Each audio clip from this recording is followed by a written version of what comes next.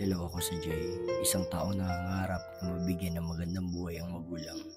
Kami ng mga kapatid ko na mabigyan sila ng maayos at magandang buhay. Yung tipong hindi ka na makikitira, yung tipong may maayos kang CR, lababo, sala na mapapanoorin nila kung saan sila magkakapag-relax. Nilabanan na yung gym house namin kahit na napastop siya last year. And ito na lahat yun. Sobrang worth it lahat.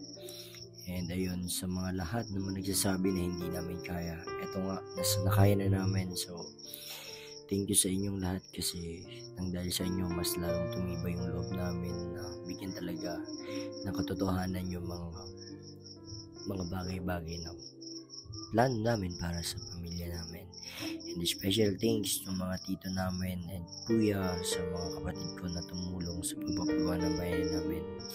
And to my sisters, Mia, Donna, Ate Ella, and to all my kapatid, thank you sa inyo. And ito na nga pala yung blessings ng bahay namin. Hindi pa siya tapos, actually, pipinturahan na lang siya, masilihan na lang. And almost done. Then mga cabinets na lang, kunti na lang. Pero thankful ako kasi ngayong December, ayos na yung bahay.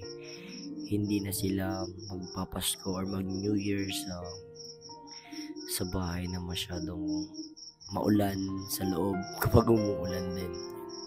So thankful ako kasi nagawa natin this year and hopefully hanggang susunod na taon i-bless pa tayo ni God. And always lang tayo magtiwala sa Panginoon kasi lahat ng yan is matutupad ng natin.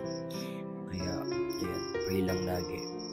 So sa lahat ng mga nangangarap dyan na magkabahay or mabigyan ng magandang bahay ang mga magulang natin, huwag lang tayo mag-stop sa mga gusto nating ibigay sa mga magulang natin kasi the most achievement na magagawa mo ay mabigyan mo ng kaligayahan yung mga magulang mo.